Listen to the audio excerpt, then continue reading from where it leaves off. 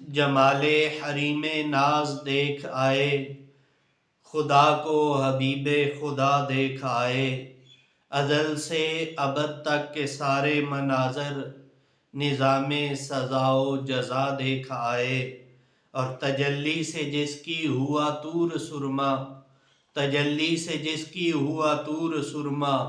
وہ اس نور کو برملا دیکھ آئے، اور جو بالا ہے وہم و گما کی حدوں سے، جو بالا ہے وہم و گما کی حدوں سے، مقامات وہ مصطفیٰ دیکھ آئے۔ معراج النبی صلی اللہ تعالیٰ علیہ وآلہ وسلم کے موقع پہ اللہ رب العالمین نے اپنے محبوب کریم صلی اللہ تعالیٰ علیہ وآلہ وسلم کو کئی ایسے مناظر دکھائے جو ہم گناہگاروں، سیاہکاروں اور غفلت شعاروں کی ہدایت اور رہنمائی کا ذریعہ اور سبب ہے۔ دوستان گرامی قدر، سرکار کریم صلی اللہ تعالیٰ علیہ وآلہ وسلم کو اللہ تعالیٰ نے جنت و دوزخ کا جو مشاہدہ کروایا، اس کا مقصد اور مدعا یہ تھا کہ سرکار کریم صلی اللہ علیہ وآلہ وسلم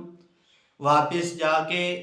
اپنی امت کو یہ باتیں بتائیں تاکہ امت مصطفیٰ جو کہ خیر الامم ہے وہ ایسی برائیوں سے اجتناب کریں۔ سرکار کریم صلی اللہ تعالیٰ علیہ وآلہ وسلم کا گزر ایک ایسی جگہ سے ہوا کہ جہاں پہ لوگ فصل کو کاٹ رہے ہیں، اور جب وہ فصل مکمل کاٹ چکتے ہیں، ان کی کٹائی مکمل ہو جاتی ہے، تو پیچھے سے دوبارہ وہ فصل کاٹنے کے قابل ہو جاتی ہے۔ سرکار کریم صلی اللہ تعالیٰ علیہ وآلہ وسلم نے حضرت جبرائیل علیہ السلام سے پوچھا کہ اے جبرائیل، یہ کیا ماجرا ہے کہ فصل کٹنے کے فوراً بعد دوبارہ کاٹنے کے قابل ہو جاتی ہے؟ تو حضرت جبرائیل علیہ السلام عرض کرتے ہیں کہ اے اللہ کے نبی، یہ وہ لوگ ہیں جو دنیا میں اللہ کے دین کی خاطر جہاد کیا کرتے تھے، اللہ کے دین کی سربلندی کے لیے، اللہ کی رضا اور خوشنودی کے لیے جو جہاد کیا کرتے تھے، تو اللہ تعالیٰ نے انہیں یہ اجر عطا فرمایا ہے کہ ان کی فصل ابھی مکمل کٹتی نہیں ہے تو پیچھے سے دوبارہ وہ پک چکی ہوتی ہے، دوبارہ کاٹنے کے قابل ہو جاتی ہے۔ تو اس لیے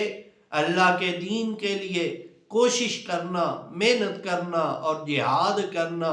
یہ ایک ایسا عمل ہے کہ جس کا اجر کبھی ختم نہیں ہو سکتا۔ اور پھر سرکار کریم صلی اللہ تعالیٰ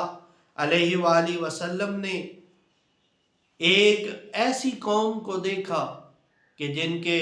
ناخن تانبے کے بنے ہوئے ہیں، اور وہ اپنے ناخنوں سے اپنے چہرے کا اور اپنے جسم کا گوشت نوچ رہے ہیں۔ سرکار کریم صلی اللہ علیہ وآلہ وسلم نے دیکھا تو آپ حیران ہوئے،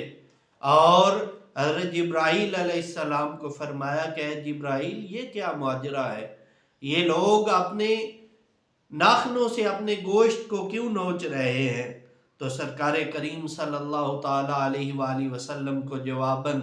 حضرت جبرائیل علیہ السلام نے عرض کی کہ یا رسول اللہ، یہ وہ لوگ ہیں جو دنیا میں غیبت کیا کرتے تھے، تو غیبت کی بنا پہ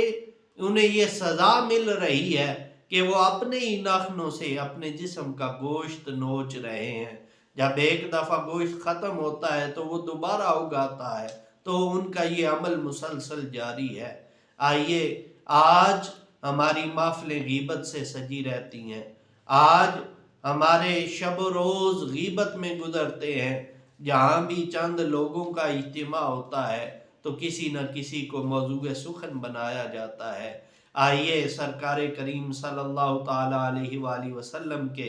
ان مشاہدات میں سے یہ دو مشاہدے عرض کیے ہیں۔ اللہ تعالیٰ ہمیں اپنے دین کی سربلندی کے لیے محنت کرنے کی، کوشش کرنے کی، اور غیبت جیسے بدترین گناہ سے بچنے کی توفیق عطا فرمائے۔